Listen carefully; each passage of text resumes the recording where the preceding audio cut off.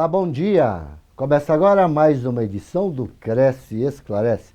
Hoje é sexta-feira, dia 2 de agosto de 2013. Os próximos programas, os temas vencedores da enquete para os próximos programas que você votou são, em primeiro lugar, não pergunte para o proprietário quanto ele está pedindo no imóvel. Faça uma avaliação dentro das normas da ABNT, obedecendo a NBR 14653-2, que são imóveis urbanos. Em segundo lugar, ficou como lidar com as redes sociais para alavancar seus negócios. Lembrando que nós estamos no mundo globalizado. E em terceiro lugar, ficou dicas para o corretor de imóveis. Seu faturamento está abaixo das expectativas? Então, tudo isso nós vamos discutir nas próximas sexta-feira aqui no Cresce Esclarece. E como tivemos muitas dúvidas a respeito do tema, cuidado com os riscos do contrato de gaveta, novamente estamos aqui com a doutora Fátima Diniz Castanheiro, especialista em Direito de Contrato pelo Centro de Extensão Universitária. Doutora Fátima, em nome do presidente José Augusto Viana Neto, sua diretoria, quero agradecê-la por mais uma participação para esclarecer as dúvidas de todos os nossos colegas que nos acompanham nesta manhã de sexta-feira. Nosso muito obrigado e bom dia, doutora Fátima. Bom dia, é um prazer estar aqui e hoje nós vamos dar continuidade ao programa e eu gostaria de imediato tocar num assunto que foi levantado na vez anterior a respeito de procuração. Não há necessidade da presença do mutuário na hora de transferir, não. Essa é uma exigência isolada de um cartório, e se aquele cartório não faz, outro pode fazer. A escritura pode ser passada, o contrato pode ser passado em qualquer lugar do Brasil. Só o registro de imóveis é que tem a vinculação com a comarca, ok? Muito bem, nós já temos aqui uma pergunta do Douglas Lopes. Podem fazer as suas perguntas, clique aí, fale com a TV Crédito. Encaminhe suas perguntas. Estamos aguardando que a doutora Fátima irá sanar a sua dúvida. O Douglas Lopes pergunta: o que diferencia contrato de gaveta do contrato particular de compra e venda, doutora Fátima? Pois não. A diferença básica é o fato de o imóvel estar financiado e existir uma vedação legal. Por quê? Porque, por lei, o imóvel só pode ser transferido com o consentimento do agente financeiro. O fato de ser feita essa venda sem esse consentimento é que torna o contrato de gaveta diferente do compromisso. Na verdade, as pessoas usam sempre o compromisso. O correto no caso, seria usar a cessão, porque compromisso só usa quem é titular de domínio, quem é proprietário do imóvel. Muito bem, então vamos aqui a uma outra colocação. Dona Fátima, há risco para o comprador de um imóvel por contrato de gaveta, caso o antigo proprietário queira dar em garantia e aqueles mal intencionados até vender. Há esse risco? O risco existe por quê? Porque o contrato de gaveta não pode ser registrado na matrícula do imóvel. E nós sabemos que a finalidade, um dos efeitos do registro é exatamente a publicidade. Então, se esse antigo dono está dando o imóvel em garantia ou se ele está vendendo esse imóvel, ele está usando de má fé. Por quê? Porque o imóvel, uma vez compromissado à venda, ele não pode mais ser dado em garantia, ele não pode ser vendido a outra pessoa. Colegas, este tema é importante no nosso dia a dia, precisamos estar esclarecidos, né, sobre esta questão, ok? Então é por isso que o tema é importante para todos nós, o tema que você escolheu. Uma outra colocação, se o vendedor tiver problema de outra ordem na justiça, o bem pode ser penhorado sem o conhecimento do comprador, doutora Fátima? Esse é o problema do contrato de gaveta e esse é o problema de toda e qualquer contrato. No momento da compra é que deve ser levantada todas as escrituras, todas as certidões, desculpa, tem que ser levantado no momento da compra, olhado se não tem ação em curso, se não tem execução anterior à compra e venda. Então, esse é o cuidado que todo mundo deve ter no momento da compra. E se ocorrer, a pessoa compra, no dia seguinte recebe a visita do oficial de justiça. O comprador, por contrato particular, seja ele um compromisso de compra e venda ou mesmo esse contrato de gaveta, ele tem o direito de se defender na justiça. Agora, depende da época, se a origem daquela constrição judicial é anterior à venda, ele vai ter dificuldade, como qualquer pessoa teria dificuldade. Daí a razão por que a verificação da existência de qualquer tipo de ação, qualquer tipo de execução tem que ser feita no momento da compra. Se for posterior ao momento da compra do imóvel, o compromissário comprador tem grandes chances de obter êxito na sua defesa na justiça. Agora, um detalhe importante, o direito não socorre aos que dormem. Recebeu a visita do oficial de justiça hoje, noticiando que tem uma penhora, corre, constitui um advogado e imediatamente vá se defender na justiça. Não é fazer isso daqui a 2 anos. Daqui a 2 anos já perdeu a oportunidade. A justiça tem que ser acionada de imediato. Existem prazos a serem observados na defesa do imóvel. Esse prazo tem que ser observado. Na justiça, quer dizer, quem dorme acaba tendo um pesadelo, né, doutora Fátima? Exatamente. Então vamos ver uma outra questão aqui. No imóvel financiado, caso o gaveteiro ele deixa de pagar, honrar com o pagamento do condomínio, IPTU, é óbvio que é o nome do proprietário que vai entrar em jogo. O nome do proprietário é que vai para o serviço de proteção de crédito. Neste caso, qual é a orientação que os corretores deveriam dar ao proprietário? Qual a medida que ele deve tomar, doutora Fátima? Normalmente, os contratos trazem a seguinte previsão. A partir do momento da compra, todos os impostos, as taxas, correm por conta do comprador. Só que ninguém se preocupa em modificar essa situação, ir lá e transferir, deixa a cargo do comprador. Aí o comprador não transfere e tudo continua em nome do vendedor. O ideal seria que as pessoas promovessem, a partir do momento que vendeu, transfere de imediato para o nome do comprador e se livra. Por quê? Porque o compromisso de compra e venda, seja ele o compromisso ou o contrato de gaveta, tanto faz, coloca o comprador, o compromissário comprador, como responsável por essas despesas que são chamadas propter rem, são próprias da coisa.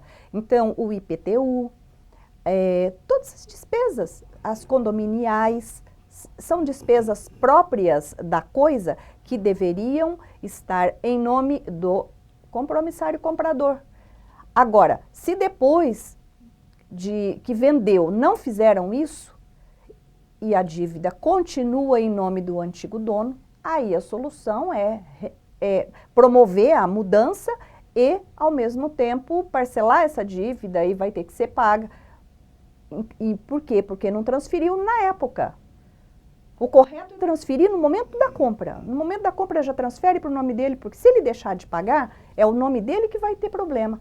Só em relação, no caso do contrato de gaveta, isso só não acontece em relação à prestação. A prestação não tem jeito, vai continuar em nome do antigo dono. E se o mutuário deixar de pagar as prestações, é o nome do antigo dono do mutuário vendedor que vai ter problema. E ele vai ter problema no emprego também, porque muitas empresas, as multinacionais, não aceitam empregados com problemas de inadimplência, de prestação, seja lá do que for. Então, existem, apesar de ser uma prática proibida, a Justiça do Trabalho não permite que as empresas façam esse tipo de pesquisa, mas nós sabemos que as empresas fazem sim, porque elas não aceitam ter empregados com problemas de inadimplência. Temos aqui uma pergunta vindo da cidade de Santos, a minha cidade, que eu sou de Santos, né? Diz aqui, bom dia, doutora Fátima. Podemos considerar o contrato de compra de uma unidade em construção como de gaveta?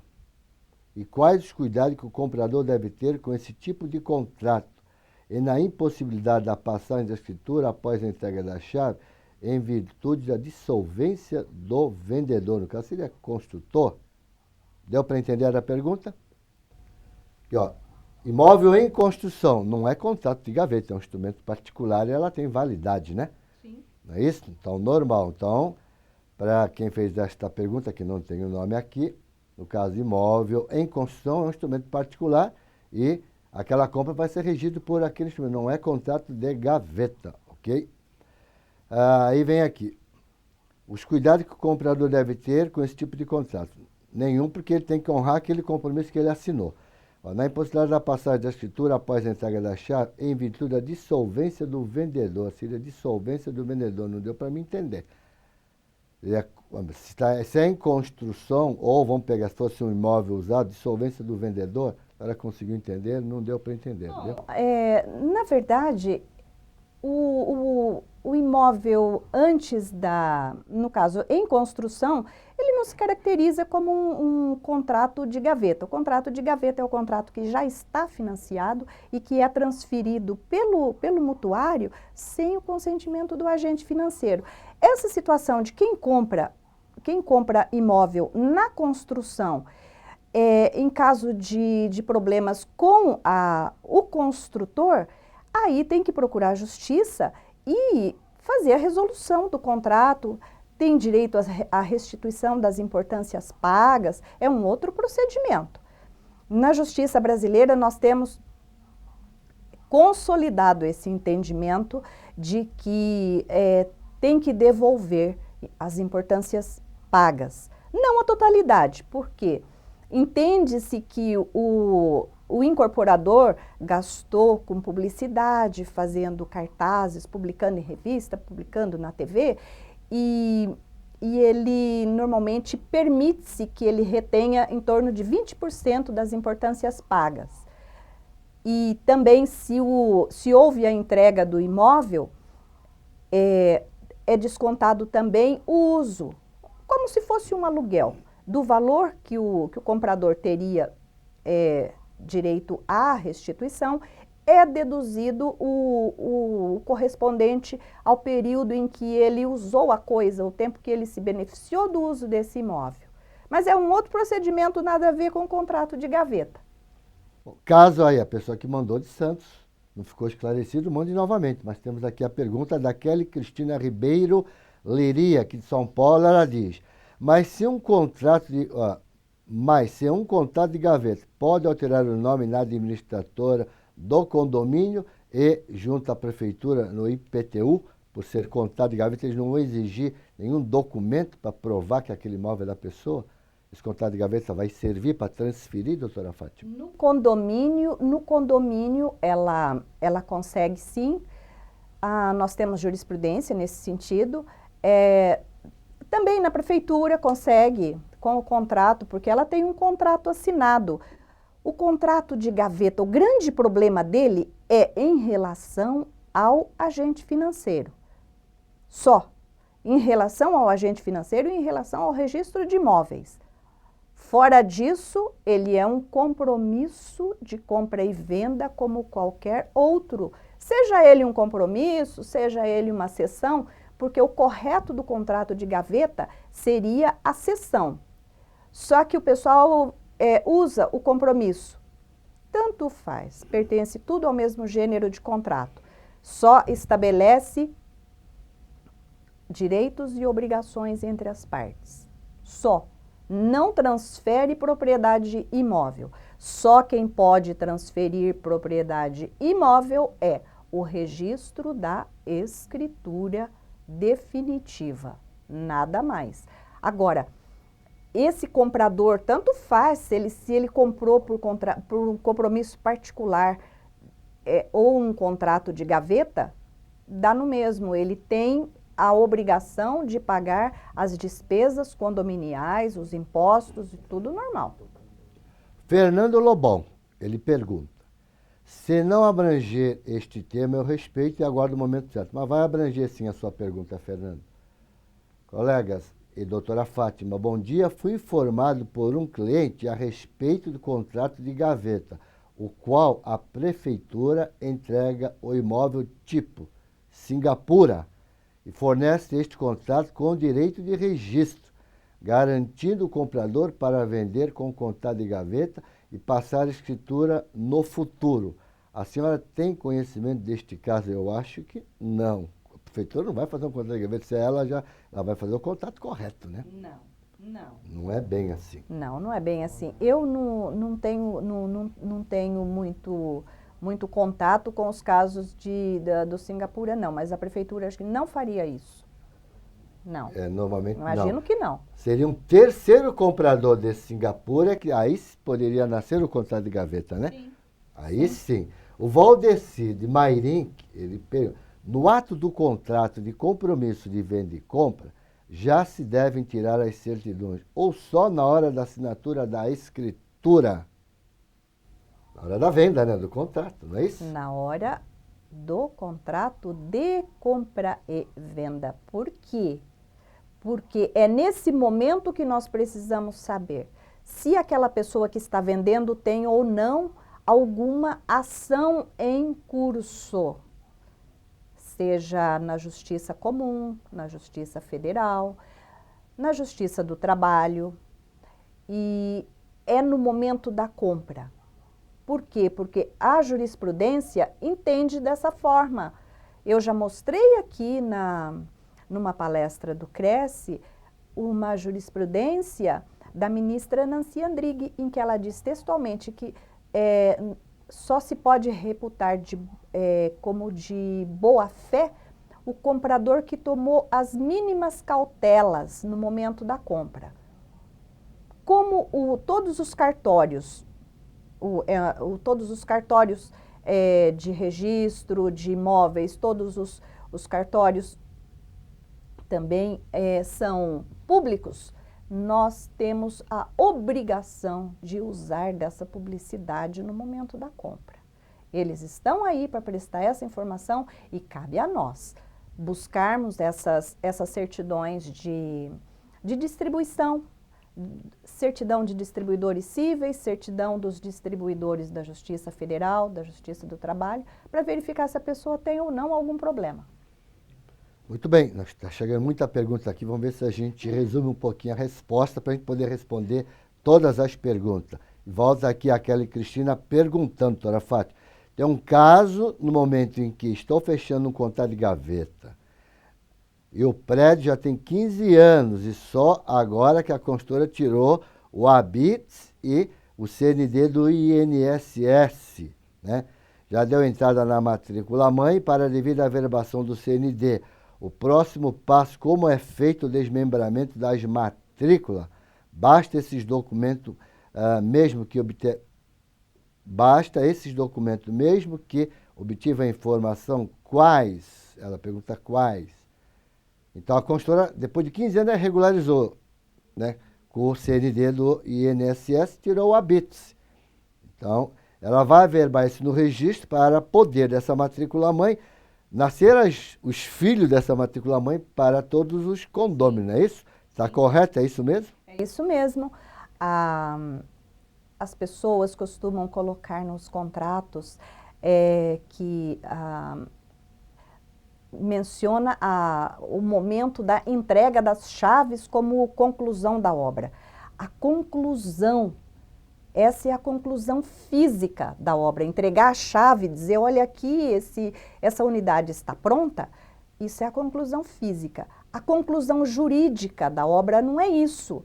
A conclusão jurídica da obra é pegar a CND do INSS, averbar, pegar o auto de conclusão da prefeitura, levar tudo isso no registro de imóveis, e no site dos cartórios de registro de imóveis tem a relação de documentos que são necessários para isso, mas quem faz isso é a construtora. Só depois que a construção foi averbada na matrícula do imóvel é que existe a possibilidade do fracionamento. Aquela antiga área geral se transforma em unidades de uso privativo e unidades de uso comum. E o vínculo com a prefeitura, aquele número de contribuinte, nasce um novo número de contribuinte ali, para aquela unidade nova. Então, quem fraciona a área maior, a propriedade imóvel, é só o registro de imóveis. É só esse momento da averbação. A partir daí, vida nova, aquela unidade vai ganhar uma matrícula nova, um novo número de contribuinte municipal e individualiza e morre aquela situação anterior. O Geraldo pergunta: mencionei no contrato padrão de um loteamento registrado em cartório a seguinte cláusula: fica vedado a instalação de letreiros e ou anúncio de qualquer natureza nos lotes e nas edificações, inclusive placas referentes à venda ou locação do lote, com exceção das placas da construtora, dos responsáveis técnicos. Gostaria de saber se posso fazer esta exigência, pois um proprietário de lote não respeitou a cláusula. Isso teria a ver com o corretor? É um exagero uma coisa dessa. É um exagero. Porque a pessoa tem a liberdade de vender. O que pode ser colocado existem restrições quanto a tamanho da obra, quanto à área mínima, quanto a uma série de coisas a quantidade de pavimentos no empreendimento. Mas proibir a venda, existem cláusulas também agora proibindo de lavar a cozinha em apartamento. É discutível isso. Porque privar a pessoa de um direito, privar a dona de casa do direito de lavar a cozinha é algo realmente muito esquisito. Agora, privar o proprietário de colocar uma placa de venda também eu acho discutível. Okay. Vamos ver aqui então, nós temos aqui o Roberto Gonçalves Parreira. Ele diz que o assunto não é pertinente ao tema de hoje, mas ele gostaria de um esclarecimento da doutora Fátima, que isso é uma consulta, hein, Robertão? Olha lá, um contrato de locação de um imóvel que está penhorado pode ser averbado na matrícula? Já está penhorado, né? E foge completamente do assunto, Eu não vou responder isso, não. Então, eu vou falar com uma pessoa e eu respondo por e-mail para você, Roberto. Benedito de Piracicaba pergunta: qual contrato é usado para compra de imóvel sem RI? O contrato é definitivo? Não existe contrato definitivo, né? Na compra de imóvel, contrato é aquele documento que foi ajustado entre as partes, comprador e vendedor. Depois de quitado esse imóvel, tem que fazer a escritura e ao cartório de registro, porque senão no registro não vai ter ele como dono, não é isso? Não. Deve ser registro imobiliário, RI. Sim. O contrato é definitivo? Não, nunca. Nenhum Nunca. contrato é definitivo? Nunca. Nunca, porque no registro imobiliário existe o princípio da continuidade registral. Eu só posso registrar uma escritura de compra e venda, que é um título translativo de propriedade imóvel, se o vendedor figura lá como proprietário. Esse é o princípio da continuidade registral. Só vende a título definitivo quem é proprietário a título definitivo. Então, aqui, o Adair Coelho pergunta: como o judiciário tem atuado em decisão quanto ao contrato de gaveta? Qual é a decisão que tem dado? Judiciário, o que tem de jurisprudência, coisa parecida? A jurisprudência não que admite o contrato de gaveta como forma de transmissão válida de propriedade. Isso nunca vai existir, até porque o compromisso de compra e venda não é um título translativo, ele apenas estabelece direitos e obrigações. Então, no judiciário, é válido o contrato de gaveta como obrigações entre as partes. Não vale perante o agente financeiro e não vale perante o registro de imóveis. Okay? O Renato aqui de São Bernardo, ele pergunta: como se defender na justiça em caso de não pagamento das parcelas do financiamento? Qual é a real validade deste contrato de gaveta? Pode perder o imóvel? Com certeza, quem não paga vai perder o imóvel, né? Sim. Não tem como não perder, não é isso? Exatamente. Então, está aí a resposta. E já estamos chegando no final do nosso programa, nesta edição do Cresce Esclarece desta sexta-feira. Já queria agradecer aos colegas que nos acompanham desta carona nesta manhã de sexta-feira. Olha lá. Colega de Diadema, Limeira, Campinas, Ribeirão Preto, Jaguariúna, Ourinhos, Porto Feliz, Taubaté, Santo André, Ipu, lá no Maranhão, hein?